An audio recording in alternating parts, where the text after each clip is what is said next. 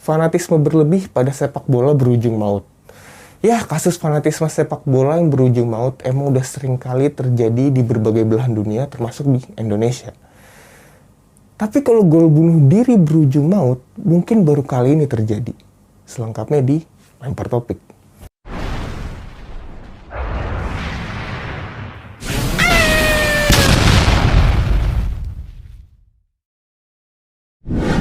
Sepak bola adalah olahraga paling digemari di seluruh dunia. Ajang-ajang kayak Piala Dunia, Euro nih yang kayak sekarang lagi digelar, itu menjadi tontonan olahraga terbanyak di muka bumi.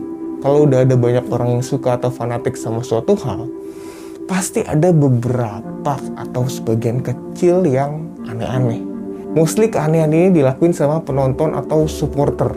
Ya, walaupun nggak jarang juga pemainnya berlaku aneh juga. Contohnya kayak gebukin wasit, yang sampai sekarang gue bingung kenapa ada konsep gebukin wasit.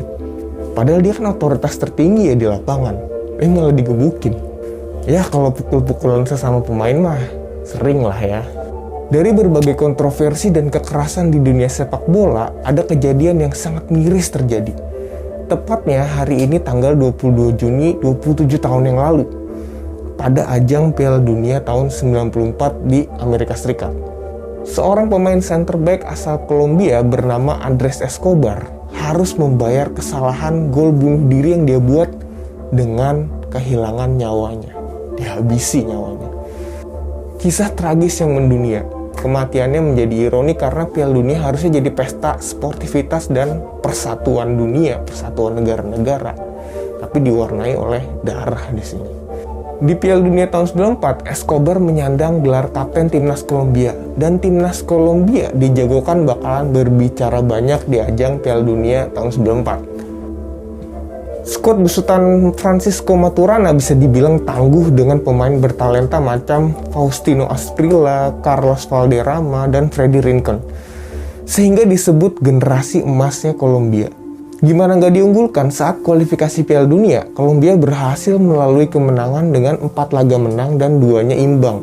Itu diambil dari 6 pertandingan ya. Mereka bahkan berhasil ngebantai Argentina dengan skor 5-0. Ekspektasi pendukungnya otomatis langsung tinggi banget dong. Dan yang memimpin kemenangan itu sebagai kapten adalah Andrés Escobar. Dia memiliki julukan El Caballero del Football atau Gentleman of Football. Julukan yang dia dapat dari gaya bermain yang tenang, elegan, dan bersih. Tapi yang namanya sebuah tragedi nggak ada yang tahu bakalan terjadi kan. Pele, sang maestro sepak bola, memprediksi kalau Kolombia minimal bisa sampai semifinal dengan kualitas skuad yang ada saat itu. Gila, ini Pele loh yang ngomong. Otomatis warga Kolombia kan, wah supporternya, penjudinya tuh semakin di atas angin ya kena prediksi-prediksinya si Pele. Tapi baru memulai turnamen, Kolombia udah kalah 1-3 dari Rumania, negara yang bahkan bukan favorit juara. Akibat kekalahan itu, tekanan jelas terasa dong buat skuad Kolombia. Apalagi mereka harus berhadapan dengan tuan rumah Amerika Serikat di laga selanjutnya. Pada 22 Juni tahun 94, tepatnya hari ini 27 tahun yang lalu, Kolombia bertemu dengan Amerika Serikat. Escobar sebagai kapten turun sebagai starter utama. Di menit 35, sebuah umpan silang yang dilepaskan oleh John Harkes coba dihalau oleh Escobar, sang kapten Kolombia. Tapi, betapa apesnya Escobar. Ternyata bola melintir masuk ke gawang timnas Kolombia sendiri. Dan kiper udah mati langkah. Laga berakhir dengan kekalahan Kolombia 1-2 dengan Escobar sebagai pencetak gol bunuh dirinya. Akibat kekalahan itu, kans Kolombia untuk lolos semakin kecil. Dan akhirnya timnas Kolombia harus pulang ke kampung halaman setelah nggak lolos. Kolombia yang digadang-gadang bakalan beringas, malah jadi juru kunci di Piala Dunia tahun 94. Salah tuh prediksinya si Pele.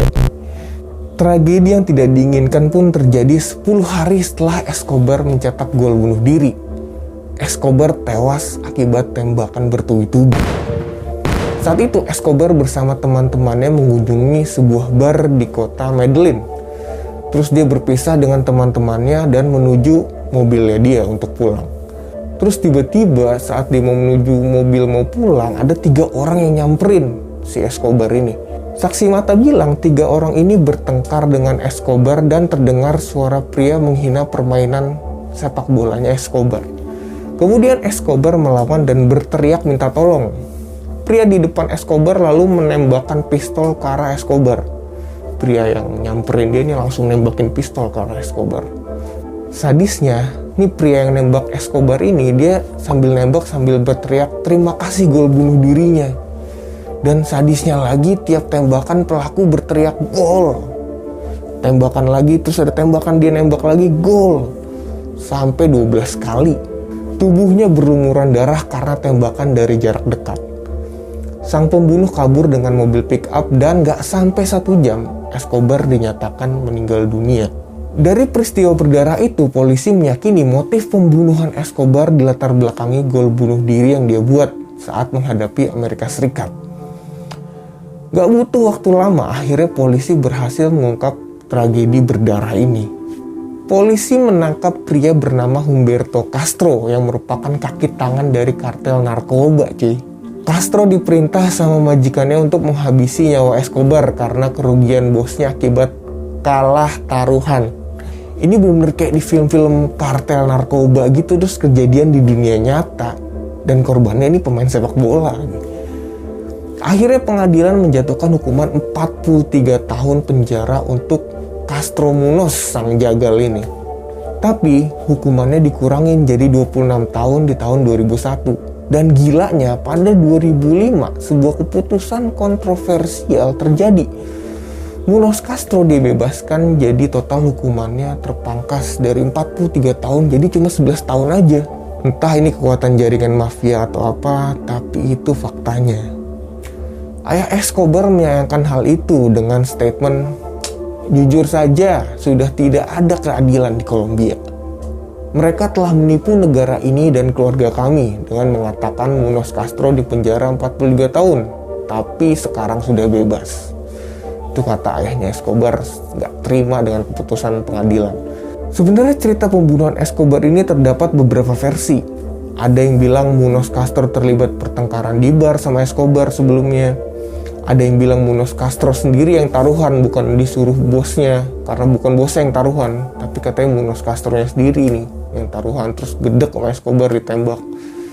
Dari berbagai versi tersebut, polisi meyakini motif gol bunuh diri Escobar itu adalah pemicu utamanya, mengingat keterangan saksi mendengar percekcokan dengan Escobar sebelum dia dibunuh. Kematian Escobar meninggalkan duka yang mendalam pada warga Kolombia. Lebih dari 100.000 warga Kolombia menghadiri pemakamannya.